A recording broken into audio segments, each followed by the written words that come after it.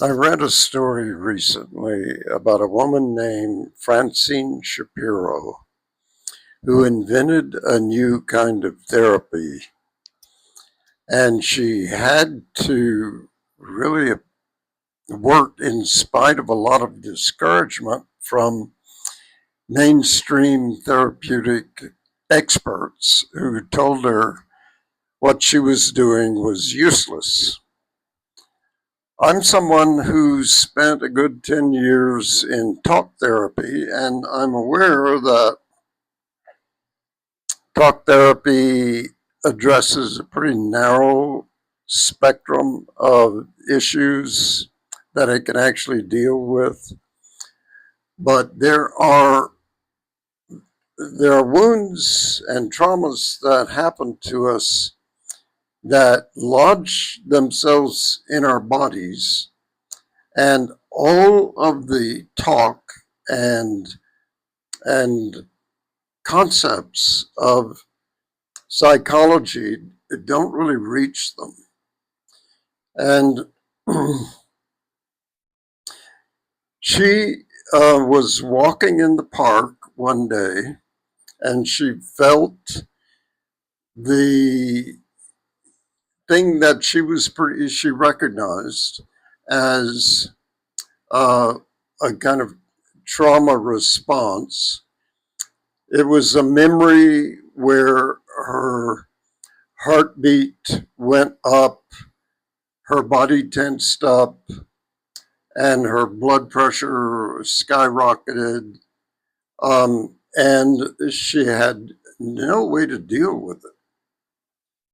But she was walking in the park and she was looking left and right at all of the trees and different plants and so on, and the things that caught her attention. And she noticed that all of a sudden, the emotional attachment she had to those memories just evaporated. And she associated it with the fact that her eyes were going from left to right, left to right.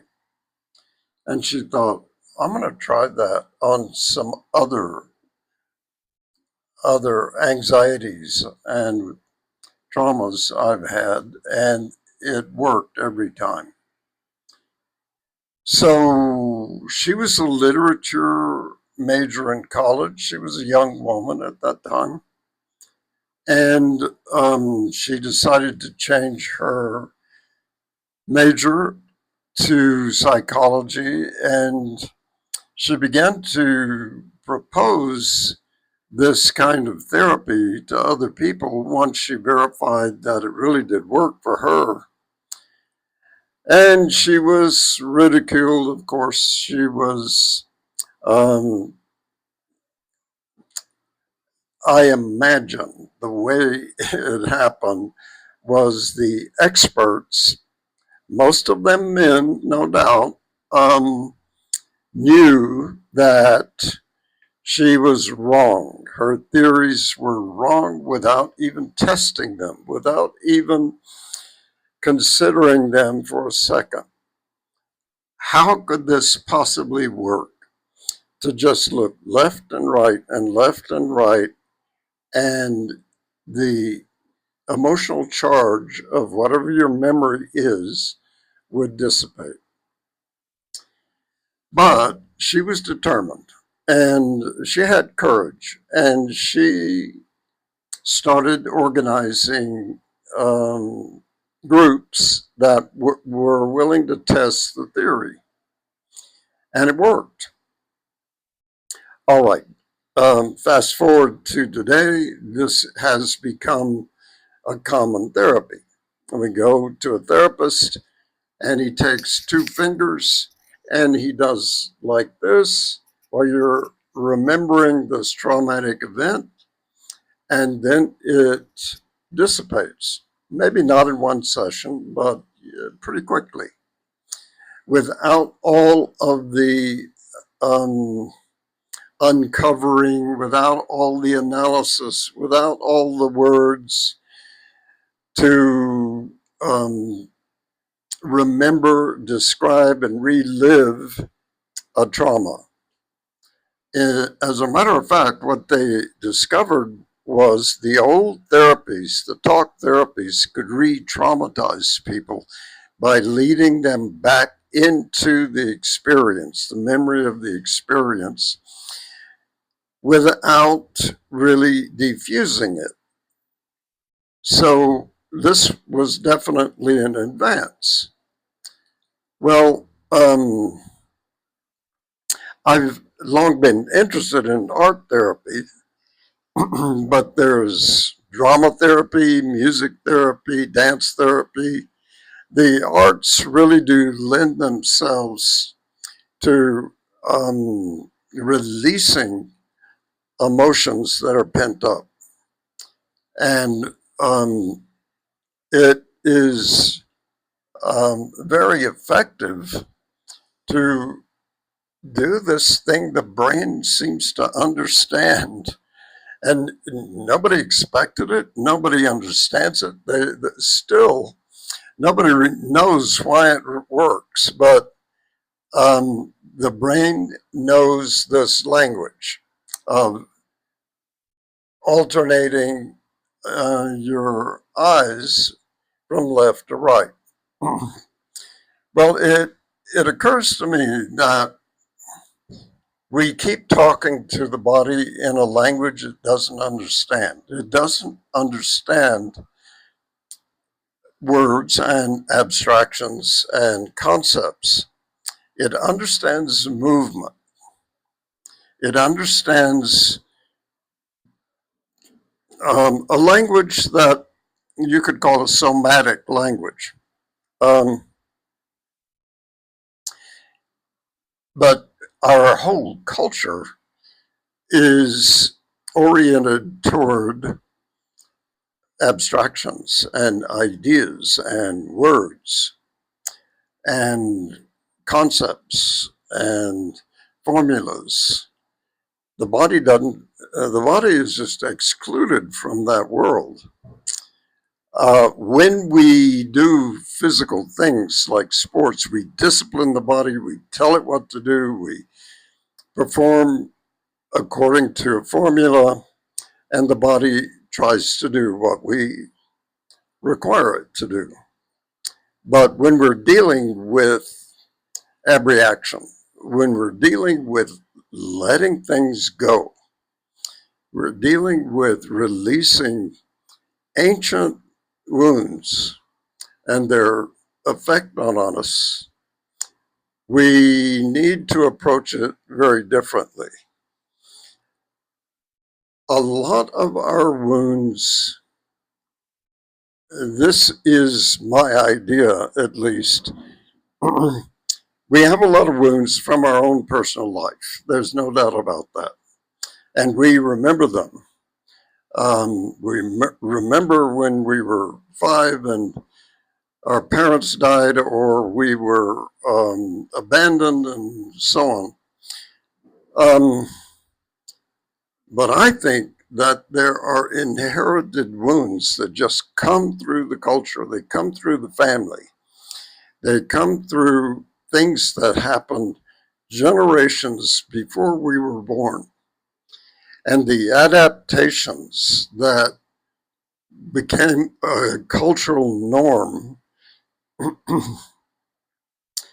that constitutes a wound for the people who were born into that culture.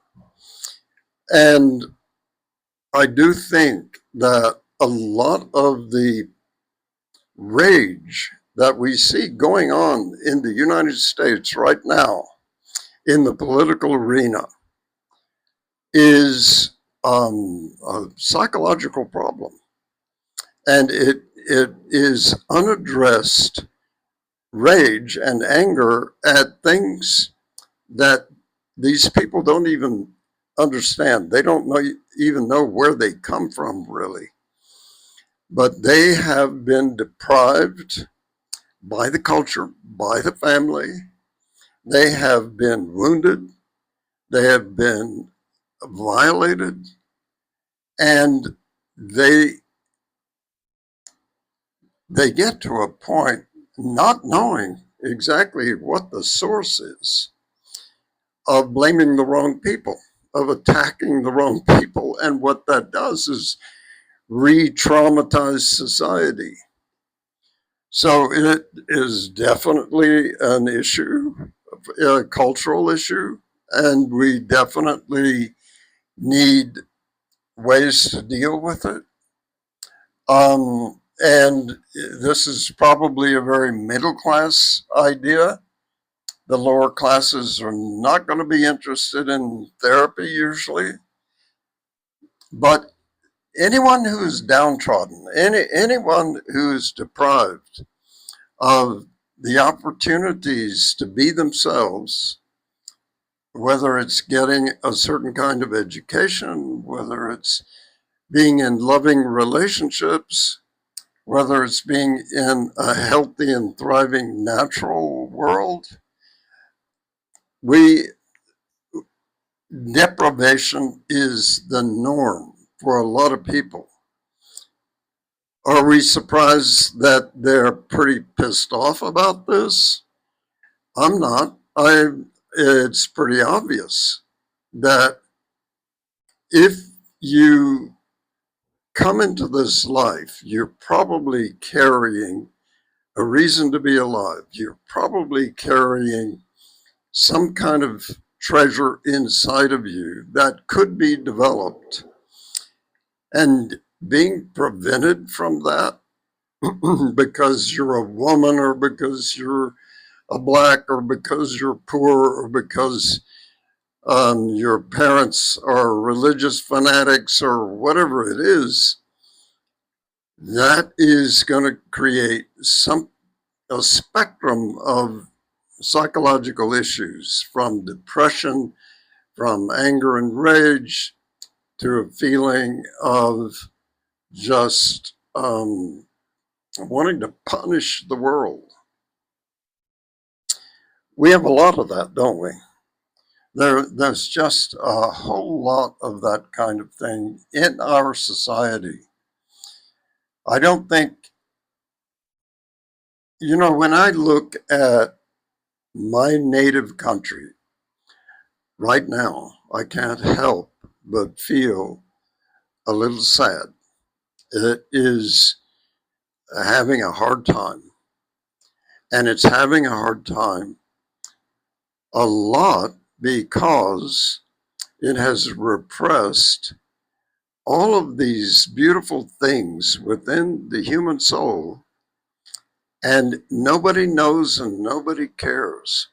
And a person who has to live with that and live with being violated and wounded, they're just barely surviving. Wouldn't you be angry about that? I would. I think that what we need is some way to heal people, some way to find a way to be completely and truly ourselves and be accepted and contribute to society, contribute to our own lives, to our families, however we do it, and in a real way. I don't mean just money, although that's one way to do it. Money can free you to some extent. But what we have at the top of society with these pathological oligarchs is people who are really good at amassing money, who have absolutely no empathy, no concern for the well being of the masses.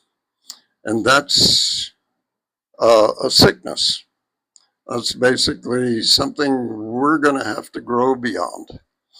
There's a psychological infantilism in our culture that puts us on a very narrow track and expects us to be happy.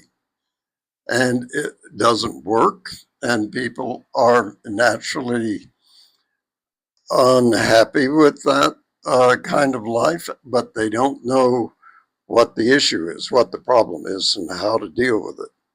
So I brought up a lot of things in this little talk, but I and I'm going to stop right now. But these are things we have to think about if we're going to have a thriving society and if we're going to be able to go ahead.